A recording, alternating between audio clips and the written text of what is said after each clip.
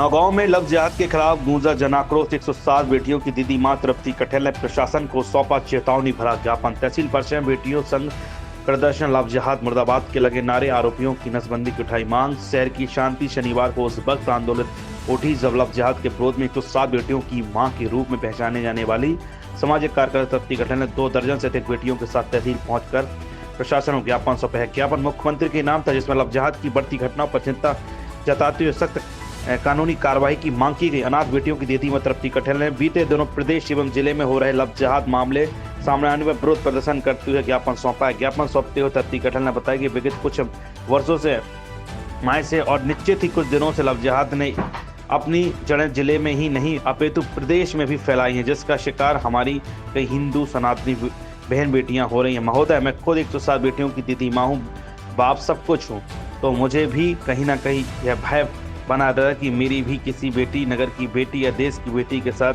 जिहादी कोई घिनौना ना कर दे। लव जिहाद से निपटने के लिए कड़े से कड़े कदम उठाए जाएं, जैसी कोचिंग, स्कूल, कॉलेज, छात्रावास जागरूकता अभियान और बेटियों के साथ एक चर्चा का आयोजन समय समय पर किया जाए। जो लव जिहाद का आरोपी पाया जाए उस पर उसकी नसबंदी कराई जाए, जिससे से हमारी बेटियां सुरक्षित रहें।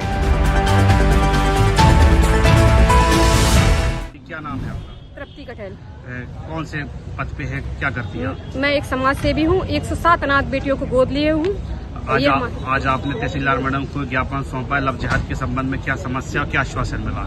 जिस तरीके से हमारे समाज में, हमारे नगर में, हमारे प्रदेश में हमारी हिंदू बहनों के साथ गलत होता जा रहा है, धर्मियों को हमारी बेटियां और बहनें शिकार हो रही हैं, उस घटनाक्रम को रोकने के लिए कड़े से कड़े कानून और कड़ी से कड़ी सजा बनाई जाए, इसलिए हम लोगों ने आज तहसीलदार मैडम को मुख्यमंत्री के लिए ज्ञापन सौंपा है। कहाँ कहाँ घटनाक्रम हुआ है, आपने जिक्र किया है ज्ञापन देते हुए? अभी आप सबको जानकारी होगी, भोपाल में इतना बड़ा घिनौना कृत्य हुआ कि हमारी 7 हिंदू बेटियों के साथ एक ही भाई ने, एक विधर्मीय ने इतनी घटना घटी है कि जो हमारी 7 बहनों की जिंदगियां खराब हो चुकी हैं। ऐसी घटना भोपाल में भी हुई है, ऐसी घटना छतरपुर जिले, हमारे ही जिले में, और ऐसी घटना हमारे नगर नौगांव में भी घटती रहती है।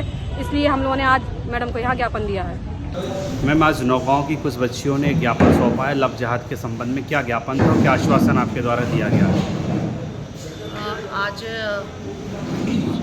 सुश्री तृप्ति कठेल जी के द्वारा बच्चियों को लेकर नौगांव नगर की जो बच्चियां हैं, स्टूडेंट्स हैं, उनके साथ में इस आशय का ज्ञापन दिया गया है कि छात्रावास, स्कूल, कॉलेजेस और समस्त जो संस्थान है जहां पर बच्चियां पढ़ती हैं, तो उधर आईडी कार्ड जारी हो अनिवार्यतः, ताकि किसी भी व्यक्ति की पहचान सुनिश्चित हो सके। और इस तरह से लव जिहाद की विगत दिनों जो एक घटना हुई है तथाकथित रूप से, तो उसको इस तरह से उसमें सावधान रहा जा सके और फिर इसकी पुनरावृत्ति ना। मध्य प्रदेश के भोपाल हो चाहे दमोह की बात करें, सब जगह लव जिहाद के लगातार बातें आ रही हैं, FIR दर्ज हो रही है, तो मैम नौगांव को कैसे सुरक्षित किया जाएगा इस लव जिहाद से?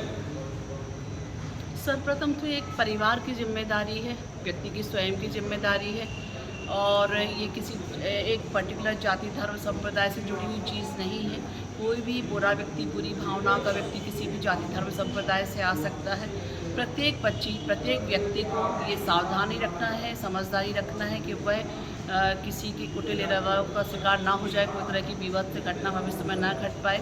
तो परिवार को, समाज को, शासन, प्रशासन सभी स्तर पर इस प्रकार की समझाइश देने का है, जिसमें कि कभी ऐसे दुर्घटना नहीं। में एक अंतिम सवाल है, मैं कई नौगांव के ऐसे कॉलेज, कई ऐसे स्कूल हैं ना जहाँ आज तक आइडेंटिटी कार्ड जारी हुए हैं, ना ही उनकी यूनिफॉर्म जारी हुई है, और लगातार आवारा तत्व वहाँ जाते हैं, आते हैं और व्यवधान उत्पन्न भी करते हैं।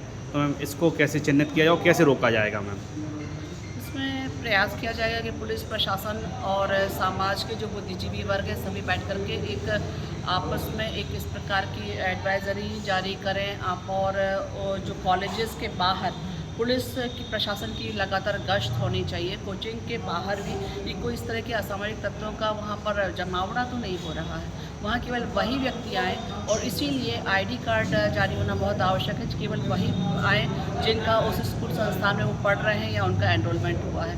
इससे बहुत हद तक इन चीज़ों पर कंट्रोल किया जा सकता है।